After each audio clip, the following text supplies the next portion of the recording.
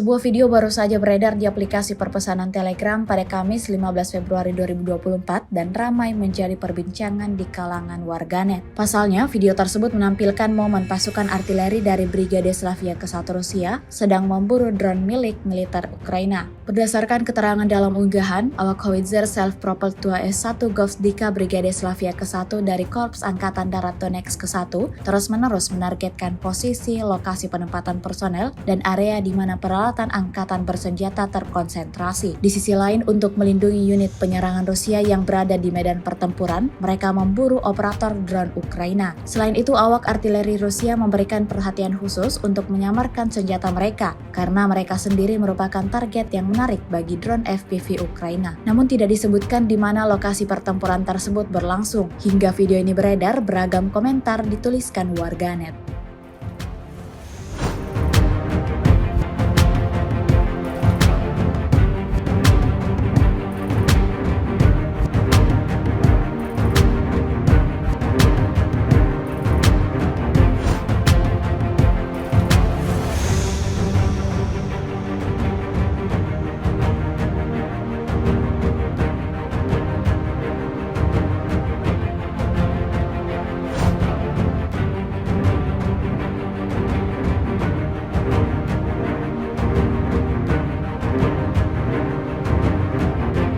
В последнее время работаем ночью, чтобы исключить применение противником FPV-дронов по пехоте. В последнее время идет именно ночная работа.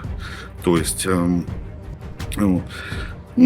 цели так приходят регулярно. Хоть днем, хоть ночью, хоть в любое время суток идет. Поэтому все настрои, экипажи, готовность, то есть принимать дежурные цели просчитанные и готовы наносить огневое поражение. Маскироваться надо тщательно, потому что противник тоже использует достаточно много беспилотников.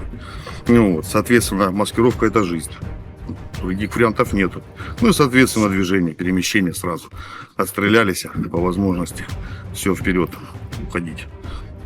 Соответственно, другой взвод уже готовится наносить огневое поражение. То есть один маневрирует, другой занимает позиции, на занятых уже готовы открывать огонь. По району сосредоточения, то есть там обычно беспилотники взлетают. То есть сейчас будем смотреть, наблюдать, если там транспорт противника будет, значит будем работать. Потому что они туда подъезжают, привозят оборудование, привозят для того, чтобы взлетать на своих бабах-йогах и тому подобное, FPV-дронах.